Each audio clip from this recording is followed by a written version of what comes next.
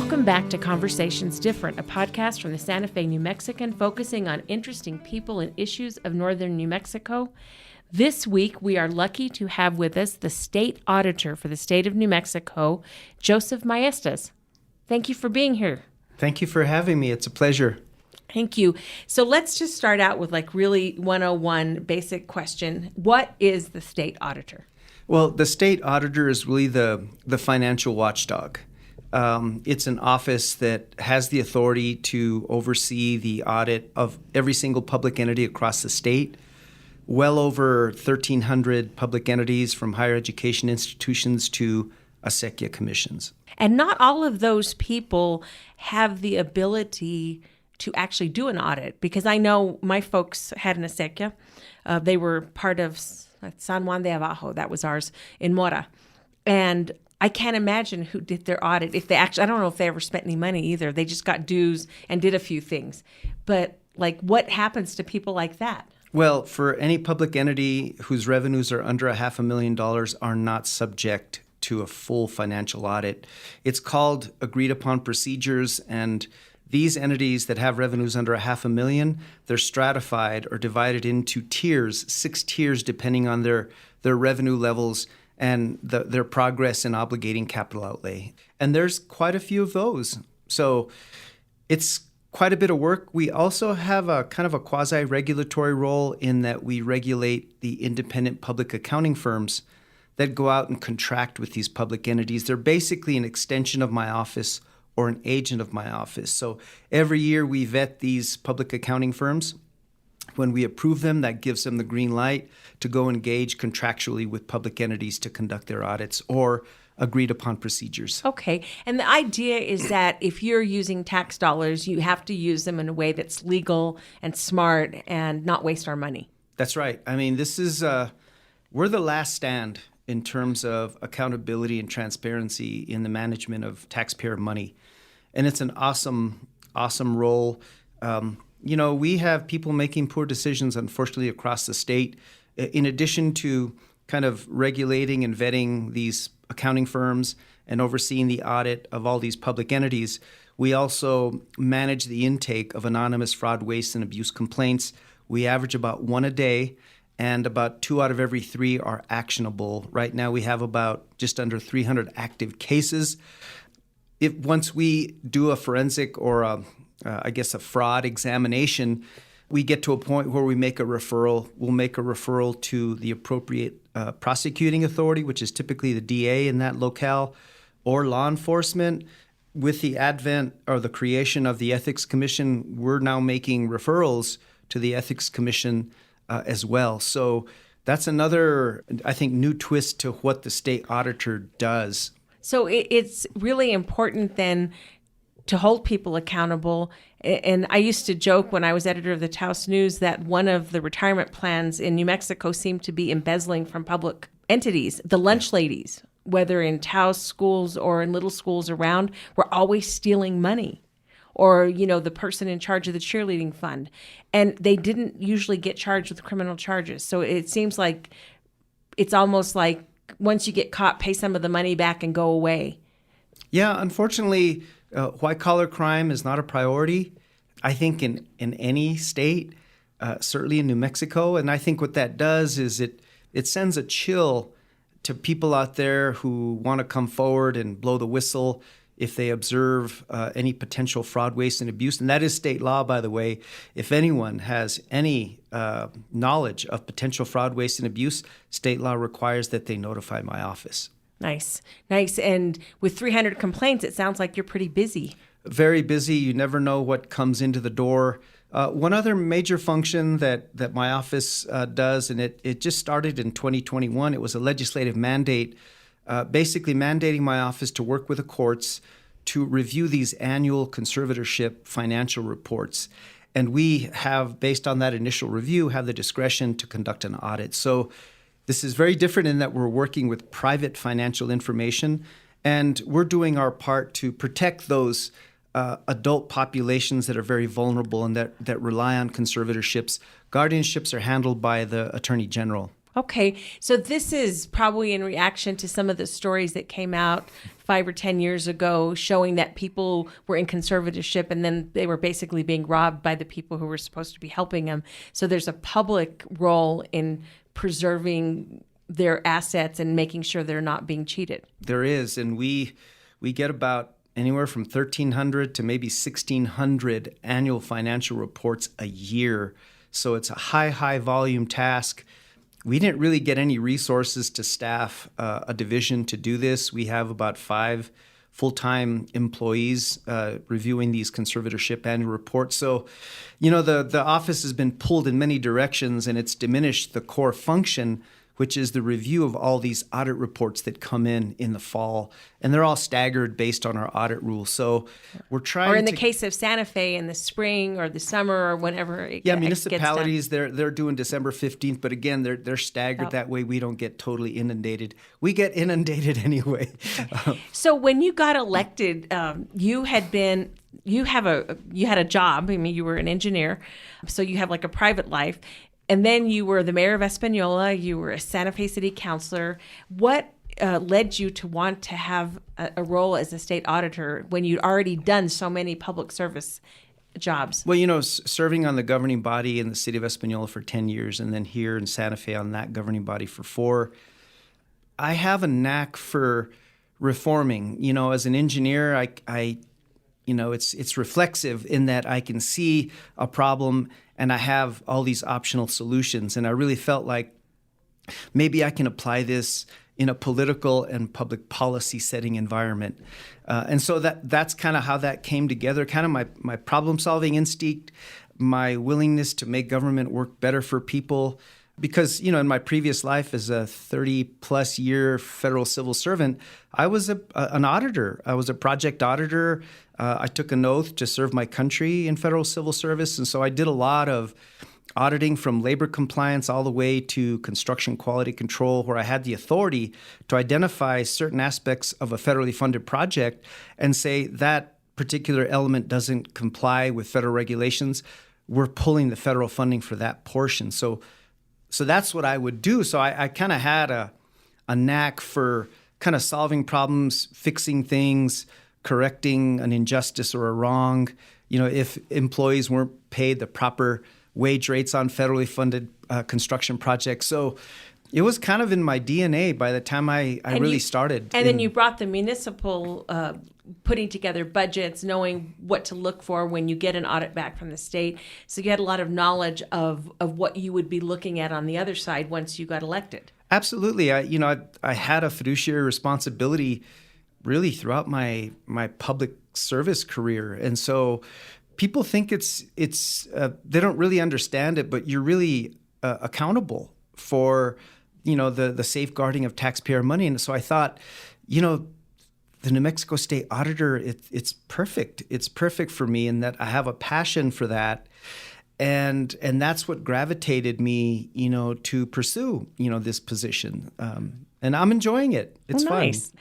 Well, on that note, we will take a quick break and we'll be back again with Auditor Joseph Maestas.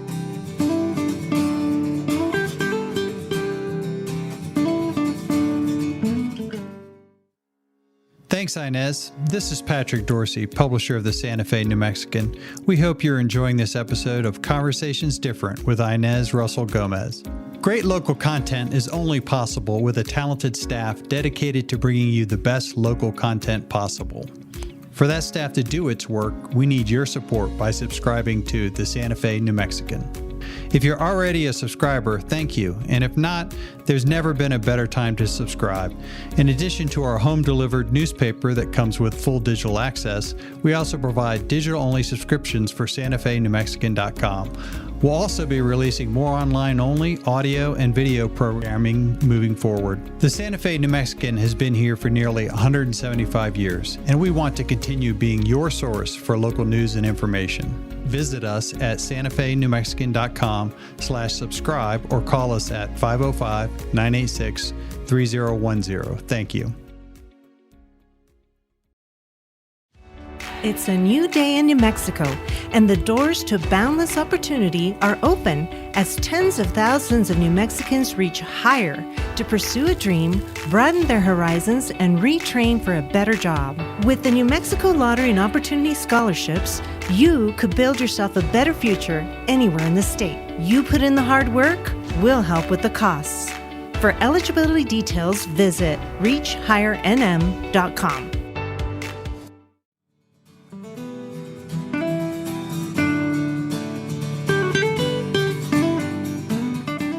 So when you took over, were you surprised by the size of your office? Do you have enough people to do the work? I mean, obviously, it sounds like you've been given new responsibilities with no new people, but how many folks do you supervise? Well, fully staffed, we have 41, and 6 are exempt, which means they serve at the will of the state auditor. We do have an intern program with 2 at the moment, and we're expanding it to 4. But when I took over, I inherited an office that had almost a 40% vacancy rate. All employees were still teleworking. Oh, wow. Because you came in the middle of the pandemic or right toward the end. Exactly. Right. And so since then, we've come a long way over the course of the last year. I've had a chance to assess the office. And, quite frankly, it has been neglected. We're updating a lot of policies and procedures. We are very aggressively recruiting the best and brightest. We have in my team, we have 2 former state controllers. I don't think the state auditor's office has ever had 2 former state controllers in that office. So we have just, I think, done a stellar job in getting the right people in the right places to staff that office up with qualified people under challenging circumstances. Right. Where are you guys located? We're co-located with the Environment Department. We're just kind of down the street from Ranch House and Kohl's, across from UPS. Okay. So I tell people, I joke we're banished to the south side, but we have made a request to be incorporated into the new executive office building that's planned to be built just west of the Capitol, where the historic casitas are. That's right. That's right. And as I was saying earlier to someone, all I care about is, can I get to work and will there be too much traffic? I mean, I think you have to fit the building to the neighborhood while at the same time consider its effects on everything around it. Yeah, definitely. I lived in big cities, Austin, Washington, D.C., Phoenix, and I've been commuting for the greater part of my adult professional life. And so it's refreshing to enjoy a nice 12-minute commute across town. No, that's nice. My biggest commute in my life was 30 minutes from Española to Santa Fe. I was a resident of Valley Estates once upon a time. Oh, nice. Yeah. Yeah, the fancy part of Española. On trick-or-treating and Halloween, there would be like 1 million trick-or-treaters. Yeah. I remember Valley Estates very well. Yeah. We had a lady in charge of the water who used to come yell at us because we were trying to conserve water because it was a drought. And she says, "You don't understand. We'll lose our water rights," because I guess we had our own water in the homeowners association. Yeah, that must have been fun dealing with them when you were the mayor. Yeah. A certain notable individual, the owner of the Rio Grande Sun, lived there, I believe, at Valley Estates. He was around the block from us. Yep. I found that out years later, and I was like, oh, my gosh. I used to jog through the neighborhood with the baby in a stroller, and I was in my pajama bottoms because I was too tired to get dressed. And I was like, I hope he never saw me. That's too embarrassing. Now, when you were campaigning, I remember one of the things you said is that you didn't want to just be a guy in an office, that you'd be on the road, you'd be meeting with cities and kind of doing some proactive auditing, in the sense that you'd be telling them, here's what you need to do, here's how you do it. How has that worked out? It's worked out very well. We've visited already many, many counties. We're engaging, so many folks across the state. We just established the inaugural Municipal Accountability Audit Awards to raise the awareness of having a good audit and the advantages of having a good audit with municipalities. So we've made a lot of progress in doing that. And I've always said it's best to prevent fraud, waste, and abuse, because once it happens, trust is lost, damage is done, and it takes years to recover from that. I think any public entity that is coming out of an embezzlement situation, it takes a long, long time to come out of it. And so I am convinced that the best way to do it is is to prevent fraud, waste, and abuse through education, awareness, being proactive. And I did commit to the people of New Mexico that I wasn't going to just show up one day a week. I'm committed to that office, and we've done a lot to improve policies and procedures. We've installed a culture of professionalism and dedication. And so I'm very proud of what we've done so far, but we still have a lot of work to do.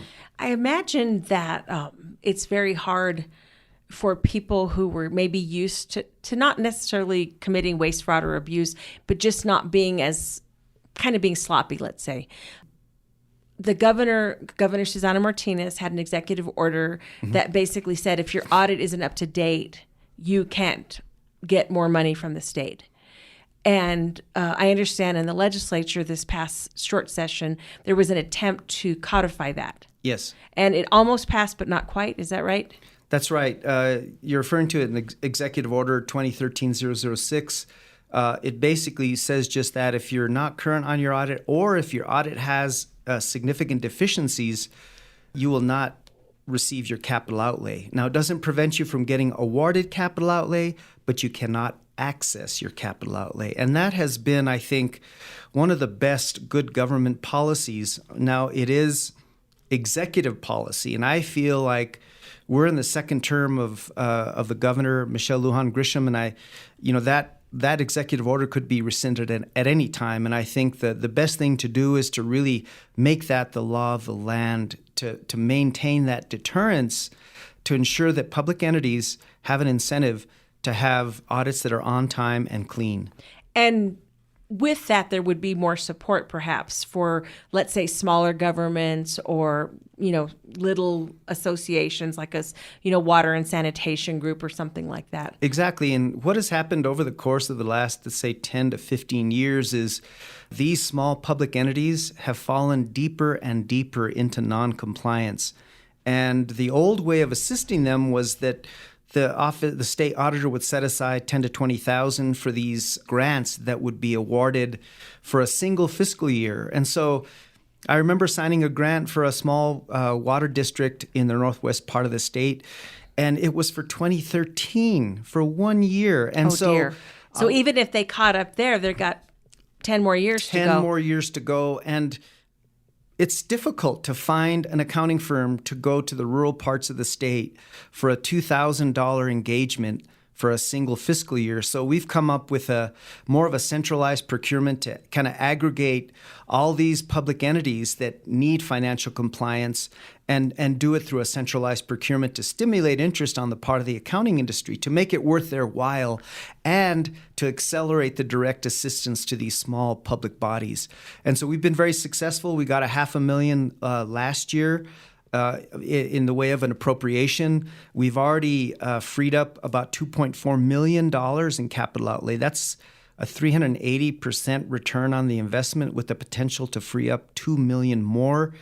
We're poised to receive another $1 million for this program because we still have quite a few of these financial compliance certifications that need to be done to bring all local public bodies in the state of New Mexico back into compliance. Okay, and on that note, we'll take a quick break and be back shortly with Auditor Joseph Maestas.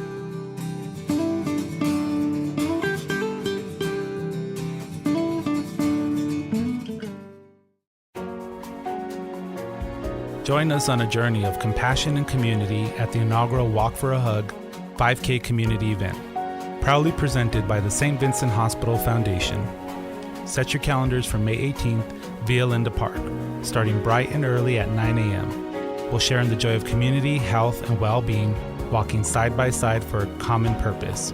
Bring your friends and family to multiply the joy and the impact of your contribution.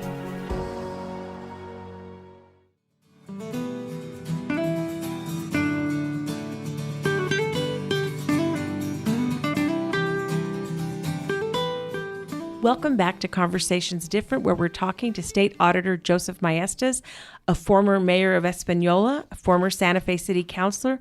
And as auditor, you've had the pleasure of watching your former governing body, the city of Santa Fe, not make its audit goals. And that must be a strange kind of feeling to see they were, I think, 4 audits or 5 audits behind. We're now only 1 behind, and that should be in 2 months, 3 months. And hopefully Santa Fe's financial difficulties in terms of turning audits in on time will be over. How has it been watching that process from the other end? Well, the city of Santa Fe is a well-resourced city. Having served on the governing body, I got to know the caliber of staff, and they've got great staff. And it's just, I think being the capital city, and I am a citizen of Santa Fe. Right. This is your town. It's a bit disheartening, but I think that they're making great progress, and I think we're all waiting to see if in fact they will complete the fiscal year 23 audit report by May. But we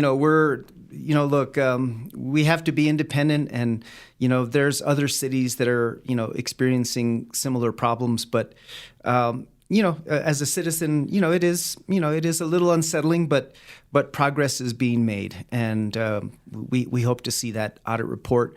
But it does harken back to the days when I was on the city council. If you recall, the 2008 park bonds was mismanaged at the best. And I was the only city councilor that raised my hand and thought that an independent third-party audit should be done. And that was the course that was eventually taken. And I think Tim Keller was the auditor of that. So even while serving on the city council, I recognize the importance of bringing in an objective third party to do a financial evaluation in the form of an audit where there is controversy in the management expenditure of public money. Yeah, I always thought Santa Fe was very clever is probably not the word, but very particular in how it spent money during that period to avoid layoffs, even if all the work that was promised in the public bond didn't get spent. And he said in the audit, Keller did, that it bordered very close to breaking the law. And no one was charged in any of that. But it was. I know people were very, very upset because the work that they thought they had paid for did not happen. Well, it wasn't just the parks bond money because, if you look at it, this was in 2014, 2015, the city was still recovering from the 2008 recession. Right.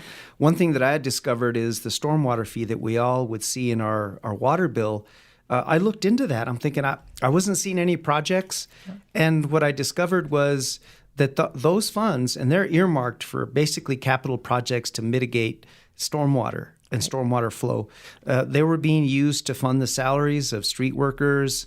Well, there was a place in the budget where they used to move money from the water fund over to the general fund. And that was, I can't even remember now, the city finance director that they got from Taos. He's the one who found that and exposed it, and they started fixing that.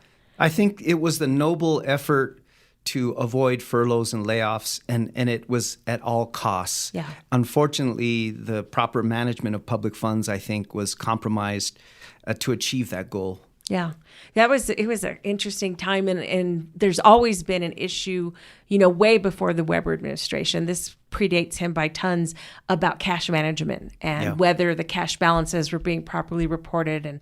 And I don't know, were you on the council when the whole thing happened with the parking division? Because they couldn't account for where the money was, and that was a fun. I came in on the tail end, Yeah. and I think you've seen how they've just taken away cash management, just systematically, and I think the parking division's better for it. And I think the poor water department, because I don't know if they're letting people in anymore, but because they stopped during the pandemic. But the Vijitas and Vijitos used to go pay their money in cash, their water bill every month. Here's my $100, and they had a ton of cash at that place. If you remember when the city was experiencing a structural deficit, it was about $15 million. I started digging into the water fund, and what I discovered is they were using gross receipts tax increments that really should have been used for the general fund. Right. And it was indirect. The general fund was indirectly, the water fund was subsidizing the general fund, and we ended up restructuring that debt, and we moved that gross receipts tax back to the general fund to plug that structural deficit. So, it was extreme. There was some extreme measures taken, I think, that really had to be corrected, and I'm really proud of doing that, of kind of really restructuring that debt and making the general fund whole. Yeah. And it looks like when you it's so easy to criticize the current office holders, and they probably deserve, their fair share of it, because you can't run on fixing finances and then have your audit late every year forever. But some of these problems go back years and years and years. And it seems like the goal for Santa Fe, for the state, should be to professionalize your financial reporting so that when I'm paying taxes and you're paying taxes, it makes you feel like your money's well spent. Yeah. Now, just so happens there's a confluence of all these events, the pandemic, the departure of key, finance staff, the migration to a pretty comprehensive and complex software system. Right. And so there are legitimate reasons, but I think it's time to start looking forward. And as you said, looking at these policies and procedures and professionalizing financial management in the city. Yeah, and maybe we'll get our capital outlay dollars that won't have to be run by a third party, and we can start doing more of the projects that we need to do. Because that's important for citizens too. Yeah, I think that's the unfortunate side too. When the capital city has to find another governmental entity to be a fiscal agent to access its capital outlay, it's just one of those unfortunate things. Let's hope as citizens of Santa Fe that the city never has to do that again. Right. Well, at least we're not as bad as the public schools when they lost $6 million and could never find it. That was many, many years ago. But I remember the citizens of Santa Fe came up with a financial committee and helped them get back on their feet. And, here we are all these years later, and they're doing a great job spending money in terms of accounting for it and knowing where it goes. Yeah. Yeah. What's the funnest part of your job? That'll be my last question. I think putting together a team and then watching them kind of gel and come together. We've done some formalized, facilitated team building. And, I'm not a micromanager, but I insist on accountability and just watching them do their jobs and also, enjoy coming to work. I've instituted a wellness policy to give them 2 hours per week. Before I brought back all the employees on a hybrid telework, I gave them a 15% retention adjustment for up to a year. As a consequence, we only had one departure.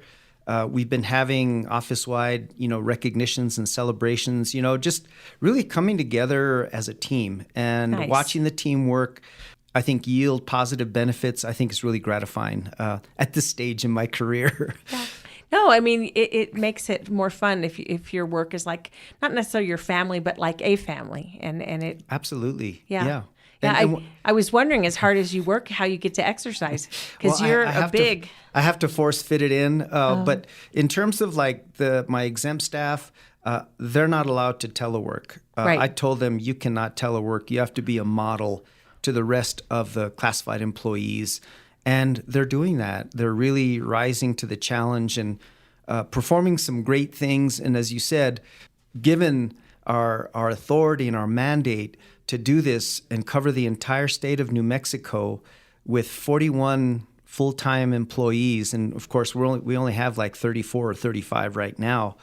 It's a monumental challenge. And hopefully, in coming legislative sessions, we'll be able to articulate some of the challenges that we're facing because, I don't want the legislature to really be an indirect party to enable fraud, waste, and abuse by not funding my office adequately. Yeah, unfunded mandates are the bane of municipalities and agencies' existence. And the industry is contracting. There's fewer and fewer public accounting firms. Public accounting standards are proliferating. The profitability is diminishing. I think everyone should be alarmed. This is a 10-year consecutive trend.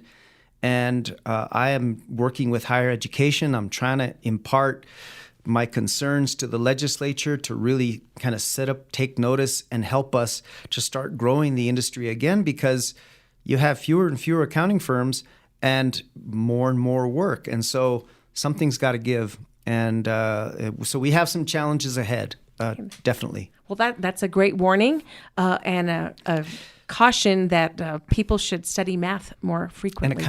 And accounting, yes. I'm going to make spreadsheets sexy. Oh my gosh. That's my mission. And on that note, this has been Conversations Different with Auditor Joseph Maestas. Find it wherever you get your podcasts.